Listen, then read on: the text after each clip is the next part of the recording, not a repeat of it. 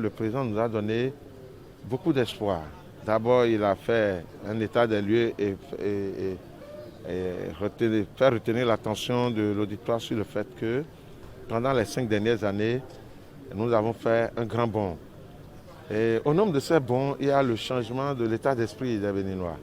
Et il a fait ressortir cet aspect fondamental qui s'observe aisément dans le pays, où aujourd'hui, on sait qu'il y a un changement de mentalité, que l'impossible n'est plus béninois comme il a si bien dit, mais au-delà.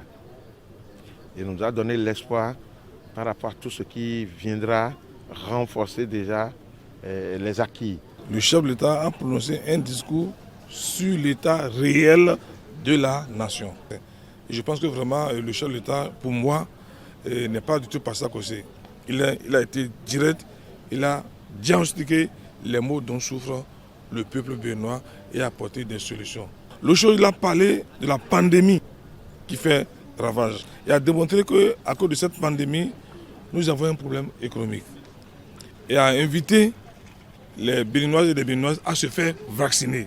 Et nous, en tant que relais, représentants du peuple, nous allons relayer ces informations qui viennent directement de la bouche de la haute autorité à convaincre nos mandants en disant, pour le moment, la seule option, la solution immédiate, c'est le vaccin. Il vient de réaffirmer sa position, que ce soit sur le plan national et international, à l'endroit de tout le monde, afin que les acteurs politiques puissent mieux comprendre et mieux travailler pour l'enracinement et la paix, histoire de pouvoir continuer aisément sa vision avec l'implication de tous les Béninois.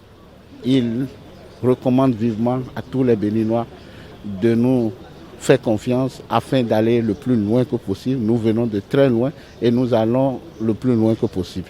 Il a fait ressortir donc les deux grands défis qui binent en fait le monde entier, et en particulier donc le Bénin.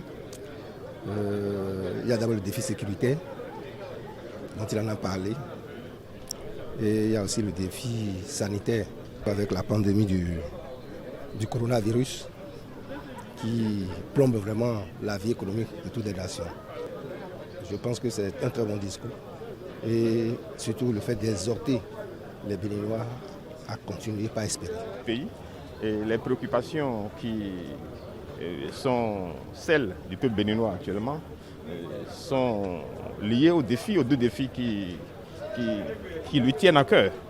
Il s'agit du défi sécuritaire et du défi sanitaire. Et évidemment, vient après, disons, la cherté de la vie. Le chef de l'État a disséqué tous ces trois sujets et a rassuré le peuple béninois des moyens conséquents qui sont, disons, mis en place à travers le programme d'action du gouvernement pour qu'on sente un mieux vivre dans le pays. On a constaté que le chef de l'État a été très précis, très concentré sur les objectifs et je crois que c'est ça qui fait avancer le pays. Quand vous avez un chef d'État qui sait ce qu'il veut, qui sait se concentrer, qui n'est pas distrait, qui a bien ciblé ses objectifs de développement, et je crois que c'est bien. Vous l'avez constaté au niveau du discours. Les défis ont été bien identifiés et qui sont clairs. Il a dit clairement quelles sont les actions qui sont en train d'être prévues pour corriger, pour faire en sorte qu'ils puissent faire bon vivre au niveau de tous les Béninois, au niveau de chacun des Béninois, au niveau de tous les Béninois en général.